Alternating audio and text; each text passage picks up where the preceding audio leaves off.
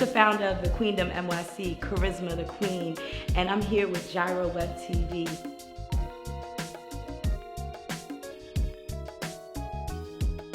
So tell us about any transformation work that you may have done, going through everything you have gone through and survived. Yes. So in the process of this, conscious transformation, I have done trauma-informed therapy. A lot of my work is biblical, worldview based. Mm-hmm. And so I look at the story of Ruth, not to find Boaz, but to find Ruth, mm-hmm. right? Or to find Naomi. And to find out how these biblical principles allow us to change. And so part of the work that I've been doing lately is not just about self, but self and others. Mm-hmm. So my childhood best friend, our relationship has been very difficult for me because my whole life is about being healthy and healing, whereas for her, our relationship is based on trauma bonds. Our experiences are trauma related.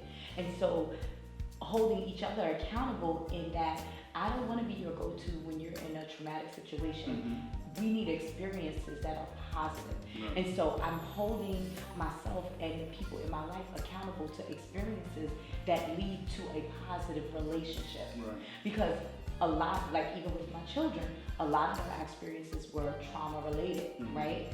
So when do we take the time to create the different pattern of relationship? Right. And so that has been one of the key works that I've been doing.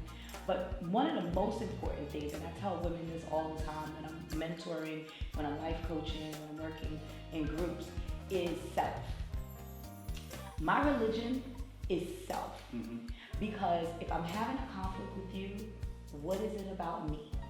If I'm not meeting my bills and my obligations, what am I doing? Right. I always look at situations as opportunities for self-growth and change. Mm-hmm. And so because I'm always perpetually saying, Corrine, what is it that you need to do? What is it that you are feeling unfulfilled? Why is this challenging to you? Right. It allows me to have a platform of seeing other people in a different light, mm-hmm. without offense, without anger.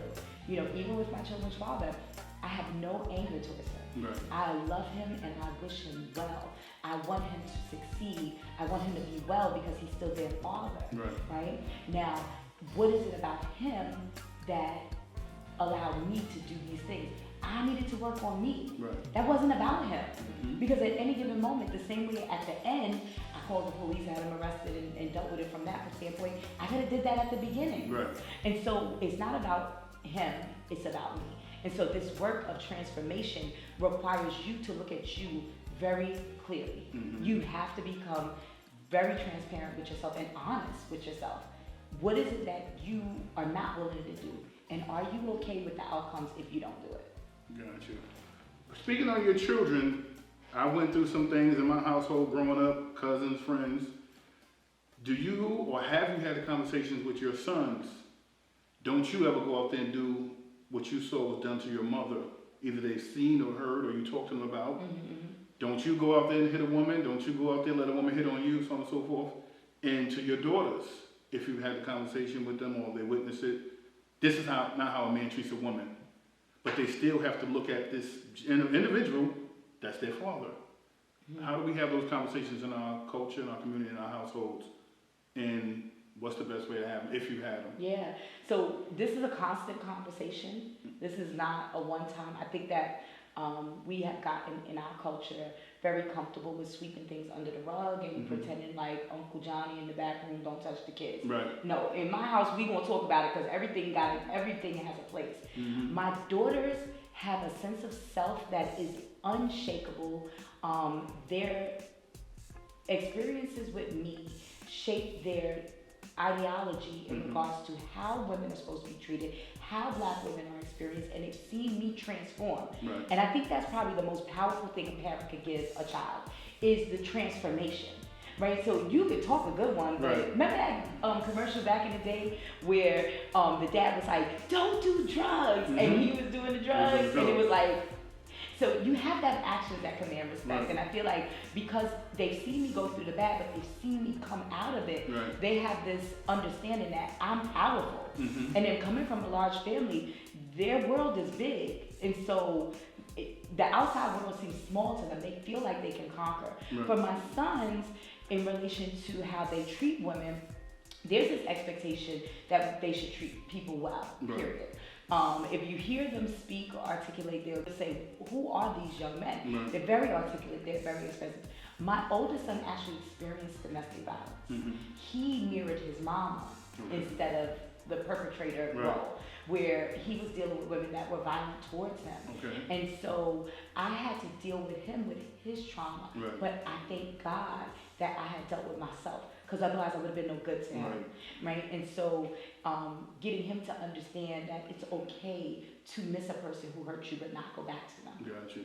Right? And it's okay to have a relationship that feels uncomfortable and not run away. Because that has been my story since my abuse. Right. Every situation, I'm like, yeah, I'm gonna head out, right? And so my resolve to conflict is leave. Mm-hmm. And so with him being young and he has beautiful girlfriend and stuff like that, no, every time you feel uncomfortable or you're triggered, don't run. Don't push away people who care about you. And so that was something I had to learn for myself. Right. But some of the, I believe and I believe God to this, some of those run-ins may have been the best thing to do at the moment. Because you could have packed up on that Friday and God forbid you could have been dead that Sunday. Mm-hmm. So you seeing that I-95 South sign is much better than you seeing the trauma or the triage in the hospital. So sometimes we have to deal with it when we have to deal with it. You might have been strong enough to deal with it at that moment. Absolutely. And you have to go through what you have to go through to get to where you have to get through. And you have to be forgiving to yourself. Definitely. You have to be forgiving to your experience. And I think sometimes the shame and embarrassment Mm-hmm. of being a victim, of being not the picture perfect family or the Right. picture perfect life, that embarrassment and shame will keep people in spaces that they know are to their detriment. Right. And Because so sometimes we don't want to start over. And that could be a very bad heal for us, a very bad moment. you know, the gift that God has given us is resilience. Mm-hmm.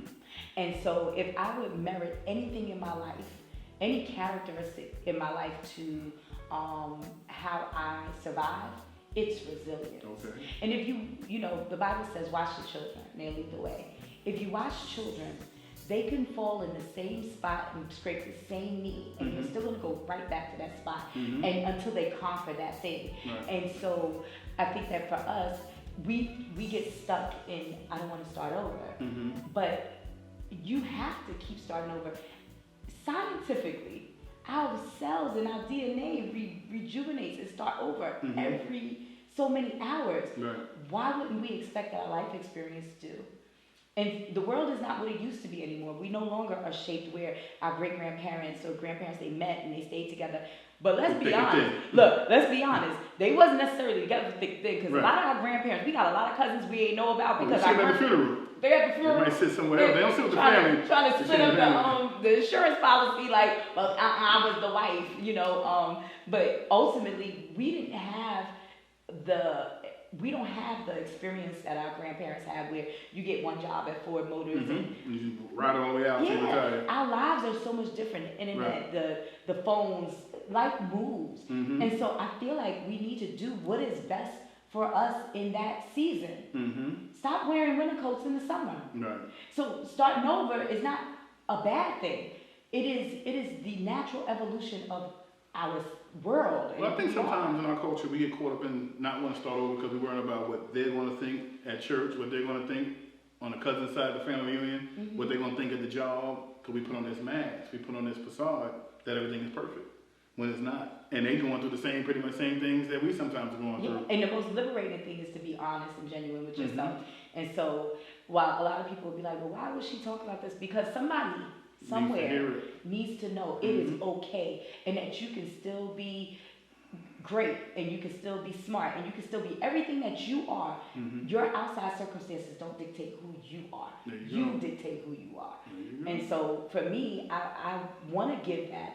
I always looked, I remember when I was in school with the 4 babies with my bachelor's, the 5 babies with the first master's, and the 6 babies with the second master's. Mhm.